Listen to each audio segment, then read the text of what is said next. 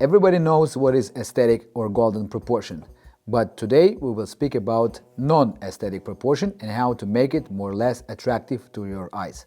New BG Dental Tip episode. Let's go.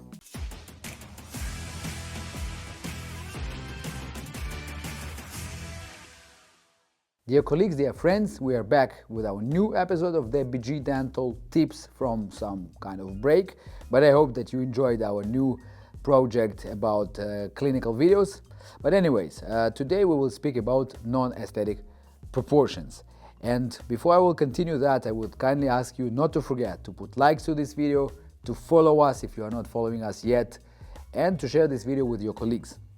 So, aesthetic proportions in dentistry, in aesthetic dentistry, is the range or aspect ratio between the length of the tooth and its width. So it varies from, let's say, 75 to 85%, which means the length of the tooth always considered to be 100%, and the width to the length is from 75 to 85. So this makes the tooth look nice. Okay, here is the case. We were planning the case from different perspectives, from aesthetic perspectives, also from the functional perspectives, and according to our aesthetic proposal, we are going to have 85% aesthetic or golden proportion. But in this case, as you may see, if we will use this proportion, we will need to make teeth longer from the incisal edge. And in that particular case, there was a high risk to do that because there was some functional issue and there was a risk of fractures and chipping of the veneers later on. So I informed my patient about that and I offered few more options, and one of the options was to do a bigger case, like with increasing of the video and to create some room for these veneers and so on and so on. So patient actually refused because of some financial issues probably, and we stick to the 10 veneer case as you can see on the bottom image. This is the final result. But even since that we are not able to go for 85%, we are not able to make them longer because it was a high risk, we ended up with this proportion, which is 92.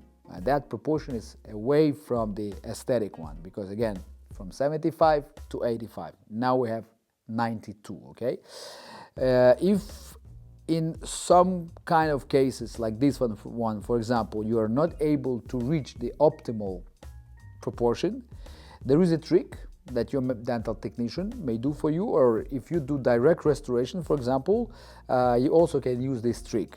You may make so-called optic illusion, okay? So if you will move, or your dental technician will move transitional angle lines more to the center, from the peripheral zones of the teeth, more to the center of the tooth will seem to be slimmer, okay? And then if your dental technician will do some stains or some, I don't know, some pains here in the peripheral zones, you will be able to get this optic illusion that tooth is not that wide as it was initially. So that's the thing that we always have to take into consideration and to use it in our practice. For dental technicians, when they do ceramic or indirect restorations, for our cases is if we do direct restorations, for example. Here you can see just a simple example.